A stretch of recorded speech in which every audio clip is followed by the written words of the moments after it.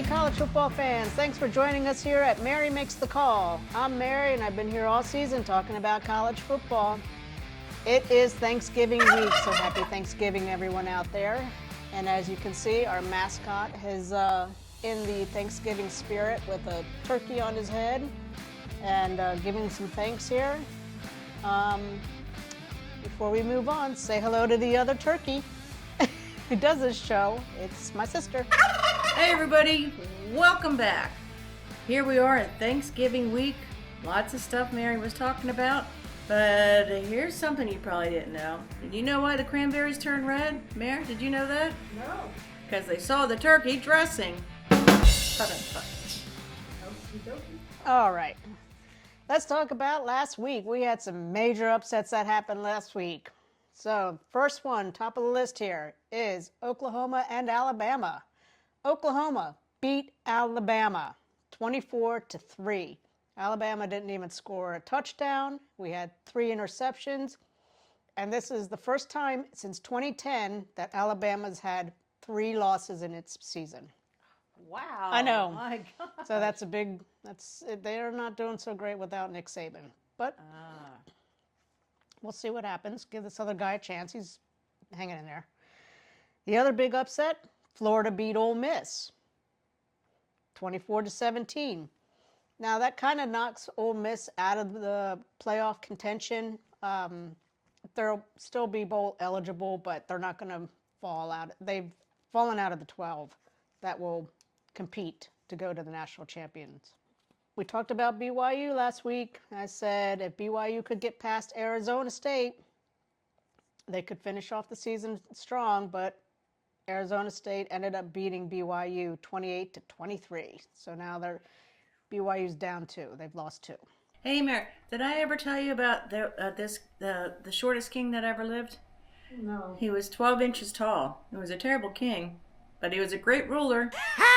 Moving on. The other big upset, Kansas. Kansas beat Colorado. They beat them 37-21. Now Kansas beat Colorado. They beat BYU when BYU was undefeated. And they also beat Iowa State. And Iowa State, it was like 7-1 or 7-0 at the time. So they beat the big 3 teams, but they can't win the rest of them. So, but take a win where you can get it, I guess. Right? I guess so. Which reminds me, do you know which side of the turkey has more feathers?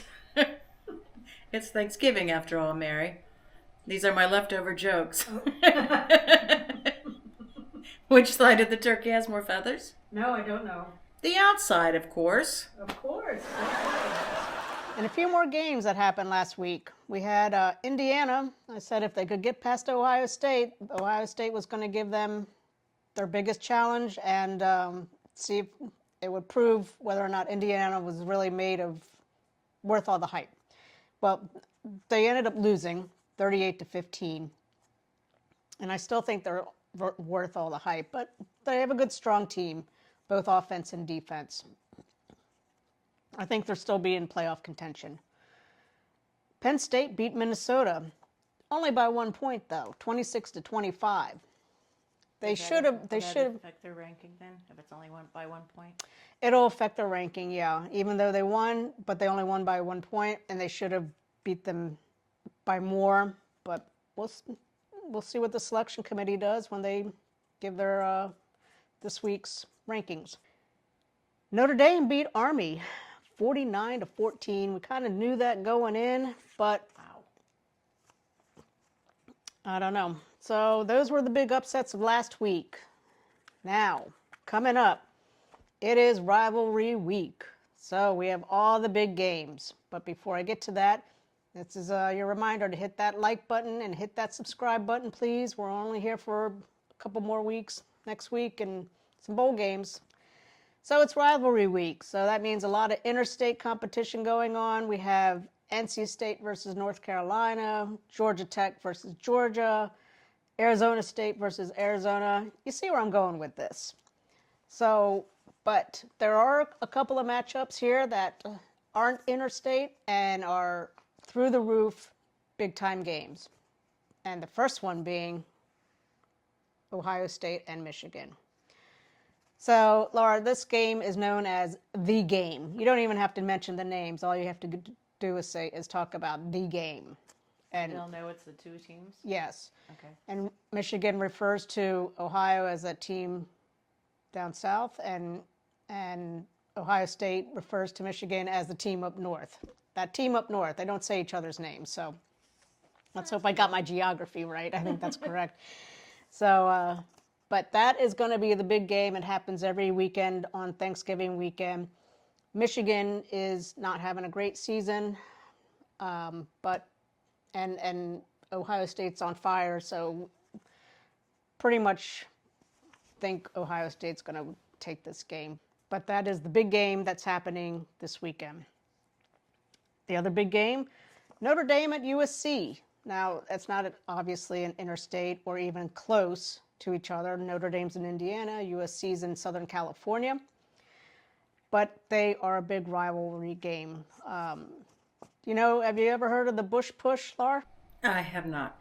Okay, so, the Bush Push originated in this competition between these two teams. And it started back in 2005 when Reggie Bush was the running back. Matt Leinart was the quarterback for USC. And they were losing. They were down on like the 1 yard line, getting ready to score. It was a 4th down or so. And Matt Leinart, they did a quarterback sneak. Matt got held. He didn't make it in until Reggie Bush came up from behind and gave him a shove and got him into the end zone, and USC ended up winning the game. So Bush Push and Notre Dame versus USC, they kind of go together in the same conversation. The other big game, Auburn at Alabama. I think this is going to be a really good game, even though they're not having strong seasons. They're evenly matched, and even if you're not having a strong season, players show up for their rivalry games. The big game that happened between these two, because I was watching this game too, happened in 2013 when Alabama was losing by like 2 or 3 or something like that. Minutes were ticking down on the game, and they were at the 50-yard line, and they had to kick a field goal in order to win the game. So, or just maintain the win of the game. So they kicked the field goal. Auburn had a player underneath the goalpost in case he didn't make it to catch the football, and Chris Davis was the guy. And when he kicked the field goal, he didn't make it, and Chris Davis caught it, and he ran it all the way back for a touchdown and won the game against Alabama. Wow, what a great play. It was great. It happened in 2013, and I still remember it, and I'm sure everybody remembers that play, that game. So that was amazing. Other good games that are coming up this week. We have Washington and Oregon. Oregon should probably win that game. They're still ranked number 1. Mississippi State and Ole Miss are playing each other. Tennessee and Vanderbilt are playing each other. I'll keep my eye on that game too, since Vanderbilt knocked off Alabama, and Tennessee's having a great season as well. So it should be a good competitive game. South Carolina at Clemson. South Carolina, you never know if they're going to show up and be strong and win the game, and I think they have a good shot of doing that again here. And then there's Florida Gators going into Florida State University to take on the Seminoles. So. Hey, Mare. Yeah, Laura. Do you know why you shouldn't tell secrets in the garden? No. Do you know why? I don't know why. Because the potatoes have eyes, the corn have ears, and the green beans stalk. Okay. Do you want to tell everybody about the trivia question from last week? Would I ever? Last week, we asked about the game that was played in Dayton, Ohio, that bowl game. It was the only time that bowl game was played there, and we wanted you to come up with the answers. Well, here's the answer. It was the Aviation Bowl, and it was held at the Welcome Stadium in Dayton, Ohio. The date was a cold December 9th, 1961. It was against New Mexico versus Western Michigan. Well, New Mexico ended up winning 28-12. And as a matter of fact, it was the last bowl game New Mexico would win for 46 years. So the Welcome Bowl welcomed them once and then said, no more welcome. They said goodbye. They said goodbye. Anyways, is that all you have to We say? have another trivia question. First of all, fun fact.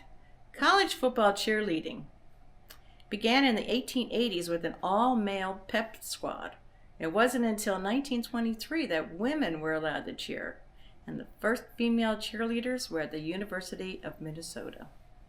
Okay, so this week's trivia question is as follows. Which 2005 New England Patriot was a two-time All-American when he was at Arizona? I think I know who's going to know the answer to this, but think about it. Put it in the comments. Let us know. Mayor? Well, that's a gonna. Mary, what? I think someone's at the door. Did you hear it? No, I'm gonna try to wrap this up so people don't have to listen to it. Wait. Here, knock knock.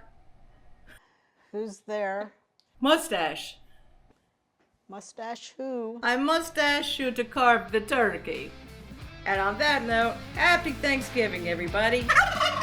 Yeah, happy Thanksgiving. So that's going to wrap up this episode. Thanksgiving weekend usually signifies the end of the college football season. We do have a few more stragglers next week as well. So we'll be back next week talking about those games coming up, and we hope you are too. Until then, have a happy Thanksgiving. Everybody be safe. Eat some turkey, watch plenty of football, and I'll see you next week. And I'll be here too. Bye, everybody. Bye.